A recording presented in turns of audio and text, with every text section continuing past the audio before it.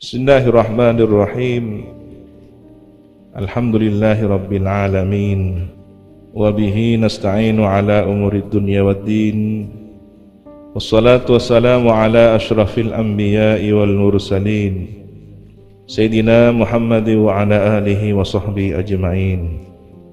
Qala rabbi shrah li sadri wa yassir li amri wahlul 'uqdatam min lisani yafqahu qawli. Amma ba'du. Qala al-Imam Syarafuddin Abu Abdillah Muhammad al-Busiri rahimahullahu ta'ala wa nafa'ana bihi wa bi'ulumihi wa bi asrarihi wa bi asrari sa'iris salihin, ila an qala wa waqifuna ladayhi 'inda haddihim min nuqtatil ilmi aw min syaklatil hikami. Para nabi itu diam menunggu di depan nabi, inda haddihim, tatkala penentuan mereka masing-masing, penentuan bagian. Jadi setiap nabi ada bagian peran. Mereka menunggu di depan nabi untuk mengambil bagian peran dari Nabi Muhammad. Ini kan menunjukkan Nabi Muhammad ini punya tugas besar. Nah, kemudian untuk dibagi-bagikan tugas itu, para nabi yang lain berdiri di depan Nabi Muhammad untuk mendapatkan bagian tugas-tugas itu.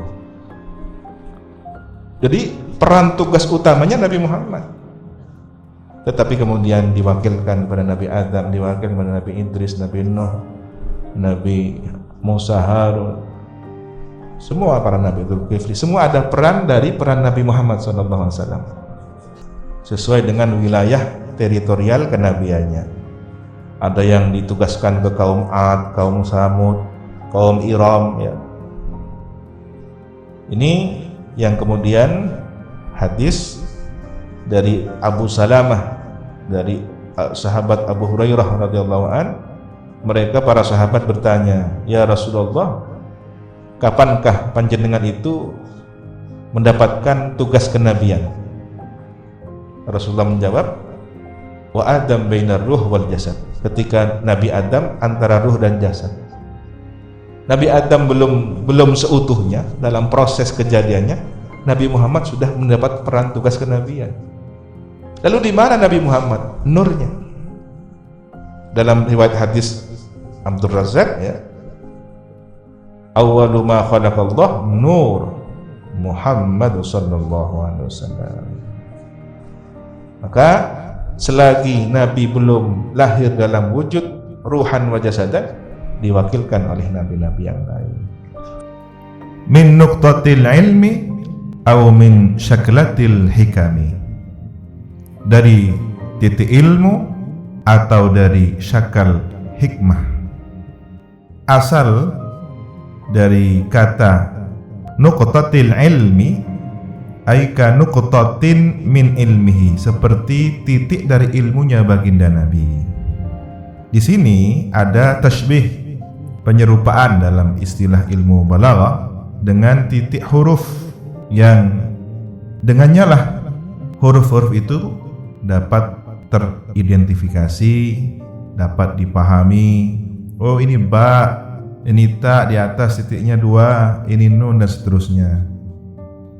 Maka baginda Nabi merupakan titik ilmu dari seluruh ilmu yang dimiliki oleh para nabi, para pewaris ilmu nabi hingga saat ini. Tanpa beliau, kita bagai kehilangan titik dari huruf-huruf yang terbaca. Syaklatil hikam, syakal ini ya harkat bacaan dalam kitab itu. Ketika kita mengetahui ini i'rabnya apa, rafa, nasab, fathah, kasrah, maka tanpa baginda Nabi, hikmah, rahasia yang terajut dalam semesta raya ini kehilangan harakatnya, tak terbaca. Semakin orang mengenal sosok baginda Nabi, dia semakin kenal kepada harakat bacaan hikmah yang terkandung di alam semesta raya ini.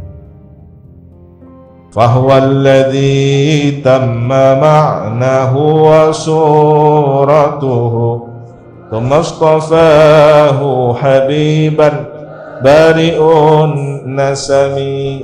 Maka beliau alladzi zat nabi, sosok nabi, tamma yang sempurna maknahu, maknanya, wa suratuhu dan bentuknya, rupanya. Jadi tidak hanya bentuk rupa tapi nilai maknanya juga sempurna. Tsumma istafahu, kemudian memilihnya. Apa perbedaan istafa dan ijtaba? Kalau ijtaba dipilih untuk dirinya, tapi kalau istafa dipilih untuk dirinya lalu diperkenalkan kepada orang banyak. Memilihnya dan diperkenalkan pada orang banyak, habiban sebagai kekasih. Oleh siapa? Bari'un nasami, pencipta seluruh jiwa. An-nasam, jiwa manusia ya.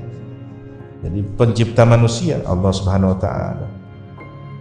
Munazzahun an syarikin fi mahasinihi wa jawharul husni fihi ghairu munqasimi. Ada yang membacanya munqasami. Yang masyhur di sini munqasim. Munazzahun, tersucikan, disucikan, dijauhkan. Kalau sesuatu itu disucikan berarti kan dijauhkan dari barang najis. Munazzahun ya dijauhkan atau disucikan. An syarikin, dari tanding, sesuatu yang sebanding tandingannya, sekutunya. Fi mahasini, dalam keindahannya, tidak ada tandingannya. Dijauhkan, disucikan dari tandingannya. Fajauharul husni, maka jauhar ini maksudnya asal hakikat keindahan fihi pada Nabi. Ghairu munqasim, tidak terbagi-bagi. Hanya Nabi, tidak dibagikan yang lain. Jadi kalau ada jauhar, batu mulia, permata yang satu-satunya, maka nilainya tidak tertandingi, tidak terbagi-bagikan kepada yang lain. Ini satu-satunya, langka, satu-satunya, sangat istimewa. Da'mad da'athun nasara fi nabiyhimi wahkum bima syi'ta madhan fihi wahtakimi. Tinggalkanlah ma, sesuatu, idda'athu, yang mengaku-ngaku atau menuduhhu kepada sesuatu itu, an-nasara, siapa? Orang Nasrani, fi nabiyhimi, pada nabi mereka. Tentang apa? Tentang ketuhanan Nabi Isa. Tinggalkanlah. Jangan sampai menganggap Nabi Muhammad sebagai Tuhan, sebagaimana anggapan orang Nasrani kepada Nabi Isa. Dan itu tidak mungkin. Wahkum, dan tetapkanlah, tentukanlah, tetapkanlah, bima syi'ta, dengan sesuatu yang engkau kehendaki, madhan, pujian, fihi, pada Nabi, wahtakimi, dan kuatkanlah. Sudahlah, sekehendak hatimu engkau memuji Nabi, puji Nabi sekehendaknya, tanpa batas. Kuatkanlah. Seandainya kita memuji Nabi setinggi langit, seluas samudra, sedalam samudra, tidak akan pernah sampai kepada hakikat Nabi Muhammad yang sempurna, dalam batas kemanusiaan insan kamilnya. Nah, ucapan ini tidak melampaui batas kepada ketuhanan. Nah, sehingga orang-orang yang tidak sependapat, kamu itu melampaui batas, yang maha sempurna itu hanya Allah. Iya, kami meyakini yang maha sempurna itu adalah Allah. Tapi dalam batas kesempurnaan manusia, insan kamil, dalam batas insaniyahnya, tidak ada yang menandingi Nabi Muhammad SAW. Nah, di sini yang kemudian terjadi syubhat. Ketika seseorang memuji Nabi berlebihan, dianggap melampaui batas sehingga pada batas ketuhanan. Tidak. Dawuhnya Imam Al-Busiri, da'mad da'athun nasara, tinggalkan, jangan seperti orang Nasrani. Selagi kita tidak sama dengan orang Nasrani, habiskan pujian untuk Nabi Muhammad, tidak akan pernah sampai kepada hakikat sempurnanya Nabi Muhammad SAW. Wansub ila dhatihi ma syi'ta min syarafin, wansub ila qadrihi ma syi'ta min hidhami. Maka silahkan nisbatkan kepada zatnya Nabi, zat hakikat Nabi, masyi'ta, apapun yang engkau kehendaki, min syarafin, dari kemuliaan. Kemuliaan seperti apapun yang engkau ungkapkan, silahkan nisbatkan kepada Nabi. anta syamsun, anta badrun, anta nurun fauqa nurin, tidak ada masalah. Itu tidak akan pernah sampai kepada derajat hakikat kemuliaan Nabi. Belum sampai kita. Sudah dihabiskan seluruh kata-kata, sudah dihabiskan seluruh perasaan yang mewakili seluruh isi jiwa. Tidak ada yang bisa menandingi hakikat kesempurnaan Nabi Muhammad SAW. Wansub ila qadrihi, nisbatkanlah kepada kadar kemuliaan Nabi, kadar keagungan Nabi. Masyita, apapun yang engkau kehendaki, min idhami, dari keluhuran keagungan. Ungkapan keagungan, keluhuran jenis apapun, cara bagaimanapun engkau nisbatkan Nabi, tetap tidak akan bisa sampai pada puncak hakikat Nabi itu. Fa inna fadla Rasulillahi laisa lahu haddun fayu'rib anhu natiqun bifami. Maka sesungguhnya kemuliaan atau keutamaan baginda Rasulullah sallallahu alaihi wasallam laisa lahu haddun, tidak ada batasan bagi beliau, tidak ada batasan keutamaan Nabi. Fayu'riba, ini dalam batas kemanusiaan ya, catat. Kita mengucapkan begini dalam batas kemanusiaan Nabi, la hadda. Bahkan seluruh makhluk pun tidak ada. Nah, jangan anggap ucapan ini, statement ini kemudian melampaui batas antara khaliq dengan makhluk. Bedakan maqamul khaliq dan maqamul makhluk, sehingga tidak ada ketuhanan pada diri Nabi Muhammad. Selagi pada batas itu, habiskan, tidak akan pernah sampai pada puncak batasnya. Tidak ada batasannya. Fayu'riba anhu, maka mengemukakan, mengungkapkan anhu, tentang Rasulullah itu, natikun bifami, orang yang berucap dengan fam, dengan lisannya, dengan mulutnya.